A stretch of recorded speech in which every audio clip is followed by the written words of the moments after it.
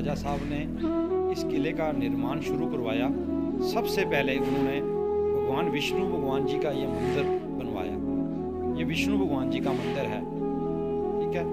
विष्णु भगवान जी, हमारे शास्त्र ये कहते हैं कि ये जो सृष्टि है, हमारी पृथ्वी है, इसका निर्माण विष्णु भगवान जी ने ही करवाया था।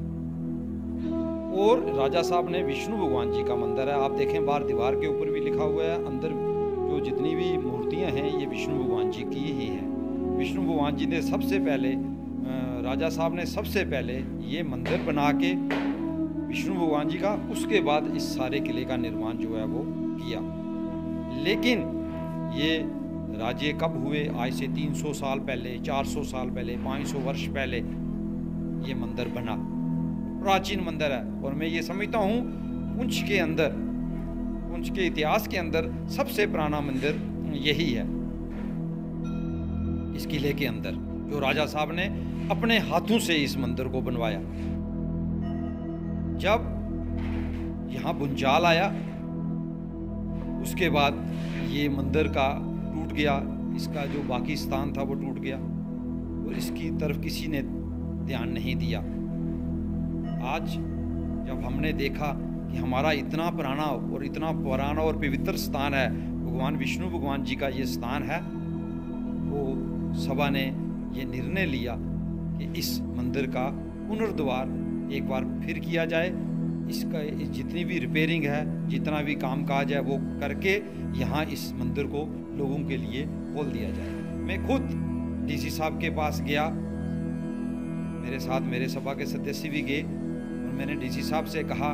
डीसी साहब ने पुंछ डेवलपमेंट अथॉरिटी के जो हेड हैं उनकी तरफ मेरा जो लेटर था वो मार्क भी किया, वो भी यहाँ पे आए, उन्होंने भी हमारी यहाँ पे आके मदद की कि भाई कोशिश करेंगे। लेकिन उनके पास फंड्स की कमी है, कि फंड्स ना होने की वजह से हमारा मंदिर जो है वो दिन ब दिन खुर्द-बुर्द हो रहा है, वो सीधा हो रहा है और गिरने के कगार पर पहुँच गया।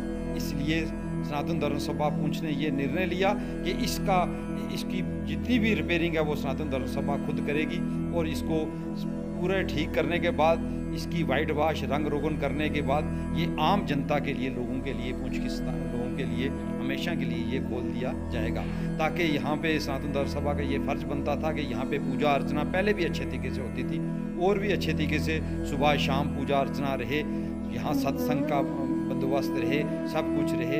इसलिए ये आपने देखा कि ये कार्य यहाँ पे चल रहा है और मैं सभी पुंछवासियों से ये पुरजोर निवेदन करूँगा कि वो यहाँ पे आएँ, आके इस अपने पवित्र स्थान को और पुराने स्थान को, जो प्राचीन स्थान है, यहाँ पे आके भगवान विष्णु भगवान जी के दर्शन करें और उन्हें पता चलेगा कि ये कितना पुराना स्थान है।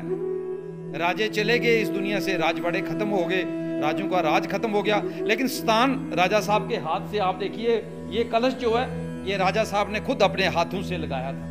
और ऐसा भी सुनने में आता है, जो हमारे बुजुर्ग हमें बताते हैं कि दशनामी अखाड़े के स्वामी जी, जब राजा साहब ने कोई निर्णय लेना होता था, वो देखिए राजा दशनामी अखाड़े के स्वामी जी का चित्र भी यहाँ पे लगा हुआ है, पुराना चित्र यहाँ लगा हुआ है।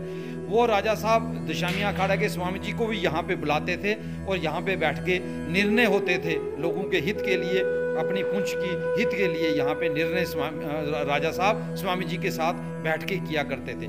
लेकिन हमारी बदकिस्मती है कि इतना पुराना स्थान हमारे पास है, इतनी पुरानी धरोहर है पुंछ की, और पुंछ वासियों ने इसको संभाल के नहीं रखा, पुंछ वासियों ने इसकी ओर ध्यान नहीं दिया, ठीक है कि नहीं। लेकिन आज सनातन धर्म सभा ने पूरी कोशिश कर रही है कि इसका फिर एक बार जोगी द्वार हो, इसका पूरे तरीके से इसका अच्छे तरीके से निर्माण करके जो जो यहाँ काम रहते हैं, जो काम बोसीदा हो गए हैं, उनको ख़त्म करके नए कार्य यहाँ पे अच्छे तरीके से करके ये मंदिर जो है हमेशा के लिए लोगों के लिए खोल दिया जाए।